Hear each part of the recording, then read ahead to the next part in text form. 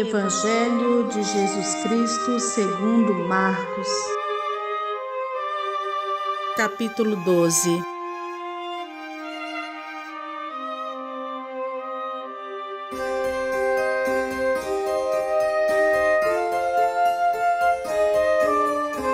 Então Jesus começou a lhes falar por parábolas.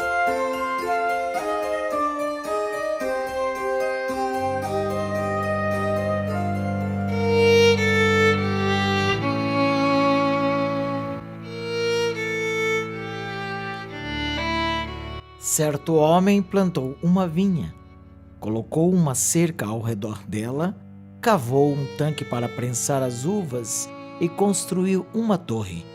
Depois arrendou a vinha a alguns lavradores e foi fazer uma viagem.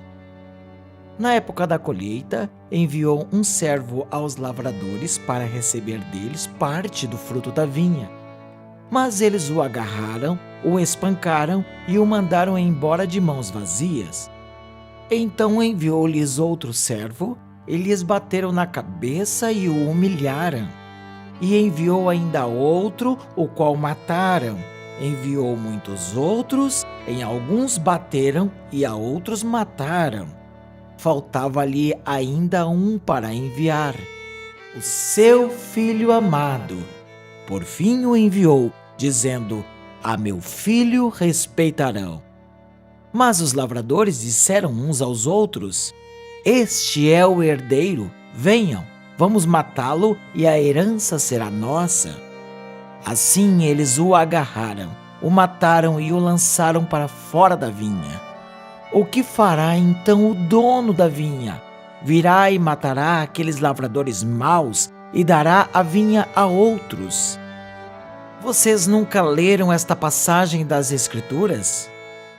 A pedra que os construtores rejeitaram tornou-se a pedra angular. Isso vem do Senhor e é algo maravilhoso para nós.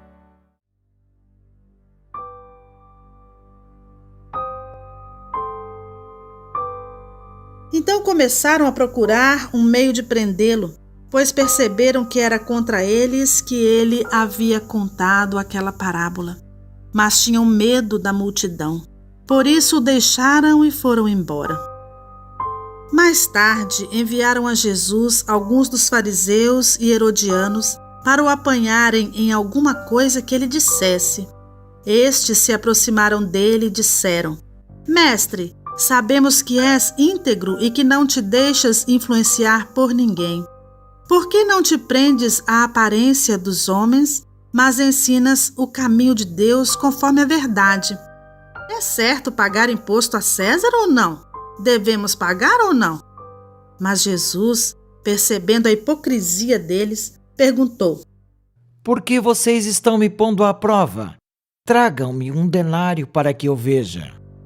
Eles lhe trouxeram a moeda e ele lhes perguntou: De quem é esta imagem e esta inscrição?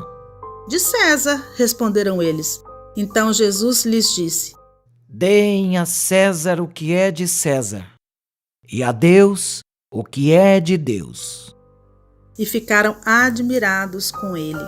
Depois, os saduceus, que dizem que não há ressurreição, aproximaram-se dele com a seguinte questão: Mestre, Moisés nos deixou escrito que, se um homem morrer e deixar mulher sem filhos, seu irmão deverá casar-se com a viúva e ter filhos para seu irmão.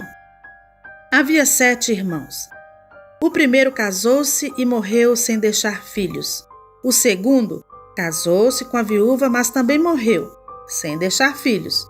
O mesmo aconteceu com o terceiro. Nenhum dos 7 deixou filhos. Finalmente morreu também a mulher.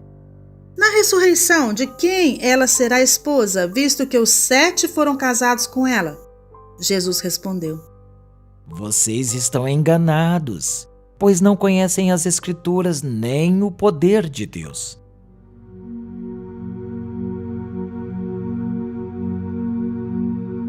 Quando os mortos ressuscitam, não se casam nem são dados em casamento, mas são como os anjos nos céus.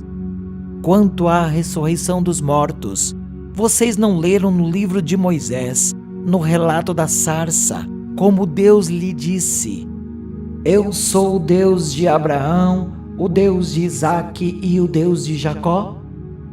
Ele não é Deus de mortos, mas de vivos. Vocês estão muito enganados. Um dos mestres da lei aproximou-se e os ouviu discutindo.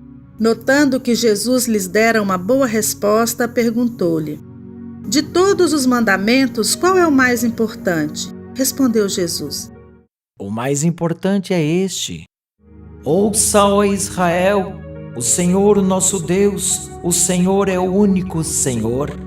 Ame o Senhor, o seu Deus, de todo o seu coração, de toda a sua alma, de todo o seu entendimento e de todas as suas forças.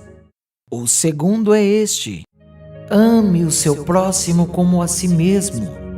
Não existe mandamento maior do que estes. Muito bem, mestre, disse o homem.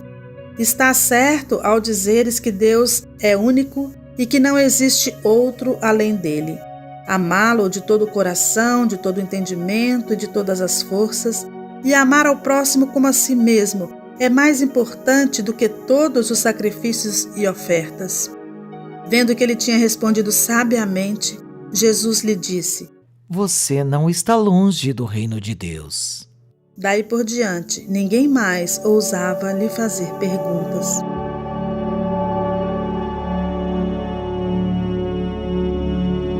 Ensinando no templo, Jesus perguntou: Como os mestres da lei dizem que o Cristo é filho de Davi? O próprio Davi, falando pelo Espírito Santo, disse: O Senhor disse ao meu Senhor: Senta-te à minha direita, até que eu ponha os teus inimigos debaixo de teus pés. O próprio Davi o chama Senhor. Como pode então ser ele seu filho? E a grande multidão o ouvia com prazer. Ao ensinar, Jesus dizia: Cuidado com os mestres da lei. Eles fazem questão de andar com roupas especiais, de receber saudações nas praças e de ocupar os lugares mais importantes nas sinagogas e os lugares de honra nos banquetes. Eles devoram as casas das viúvas e, para disfarçar, fazem longas orações. Esses receberão condenação mais severa. Jesus sentou-se em frente do lugar onde eram colocadas as contribuições e observava a multidão colocando dinheiro nas caixas de ofertas. Muitos ricos lançavam ali grandes quantias. Então, uma viúva pobre chegou-se e colocou 2 pequeninas moedas de cobre de muito pouco valor. Chamando a si os seus discípulos, Jesus declarou: Afirmo que esta viúva pobre colocou na caixa de ofertas mais do que todos os outros. Todos deram do que lhes sobrava, mas ela, da sua pobreza, deu tudo o que possuía para viver.